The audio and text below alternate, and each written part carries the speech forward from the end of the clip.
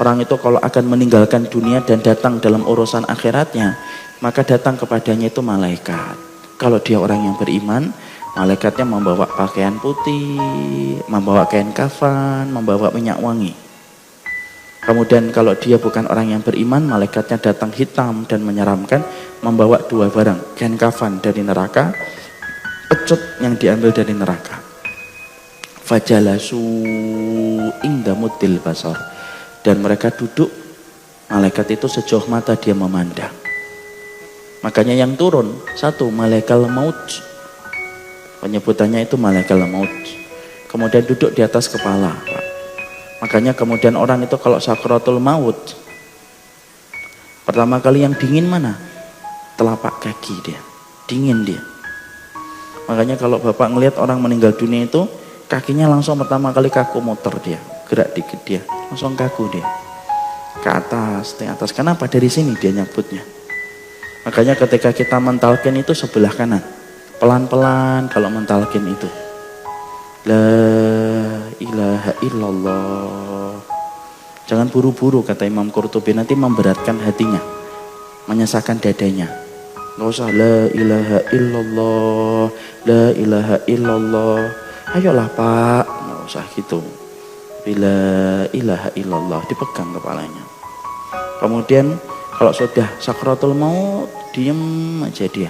Jangan pernah meninggalkannya. Karena itulah medan pertempuran terakhir kalinya ketika setan masih berusaha mengajak dia untuk murtad dari agama Allah. Makanya orang itu kalau sudah ibunya sakratul maut, dampingi. Yang nangis-nangis pergi dulu. Supaya tidak menyesakkan dada. Orang dengar orang nangis itu sesek dada Pak. Yang nangis-nangis pergi dulu. Kalau nggak berhenti tangisannya, murotal dimatikan dulu. Tenang keadaan. Ditalkin pelan-pelan di telinganya. La ilaha illallah.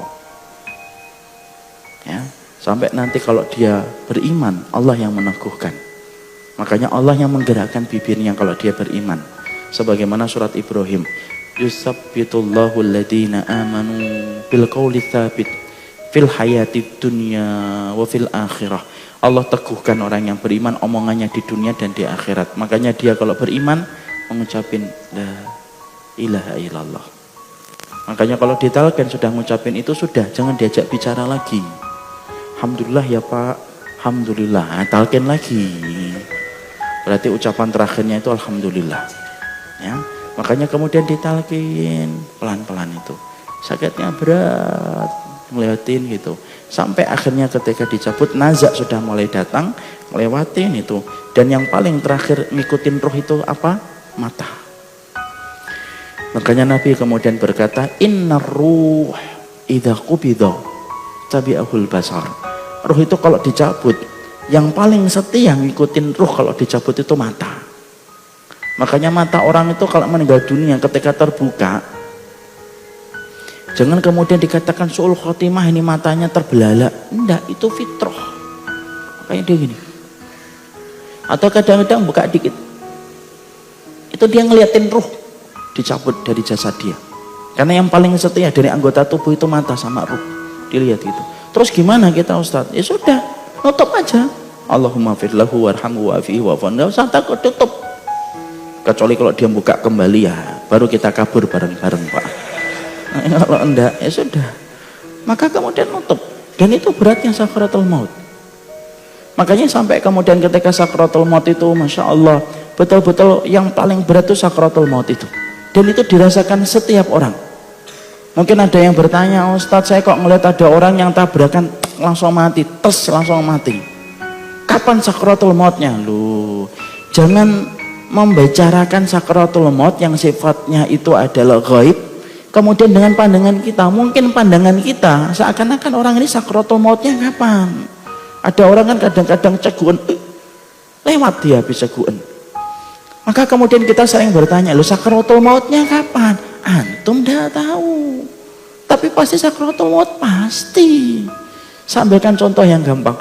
Kita Pak, kalau kemudian tidur kadang-kadang ketindih. Tahu ketindih ya? Ketindih itu kita ini sesek nggak dadanya ketindih? Sesek dadanya. Kemudian kita ketindih, tidur atau tidak tidur ketindih itu? Ketindih pasti tidur.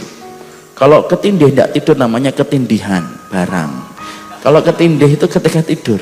Kemudian perhatikan orang di sampingnya, istrinya contohnya, itu melihat suaminya ketika ketindih, itu melihatnya kayak orang tidur biasa atau tidak?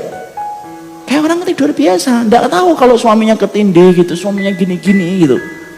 Sampai kemudian, itu baru kita bangun. Ya kan gitu kan? Masya Allah.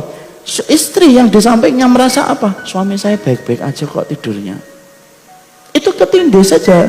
Banyak orang yang di sekitar kita, anak kita di kanan, suami istri kita di kiri, anak kita yang ketiga di kaki. Itu enggak tahu kalau kita ketindih. Itu baru ketindih, Pak. Gambaran sakaratul maut itu kayak gitu. Mata kita ini sering nipu, merasa bahwasanya orang ini kok sakaratul mautnya kapan? Antum enggak ngerti. Sebagaimana orang enggak ngerti ketika saudaranya sedang ketindih. Makanya gambaran sakaratul maut itu pasti dirasakan itu. Dan yang paling berat nazaknya itu yang paling berat. Makanya kalau orang sudah sakaratul maut itu sudah tidak usah diajak bicara, talqin aja di sebelah kanannya ini, pegang kepalanya.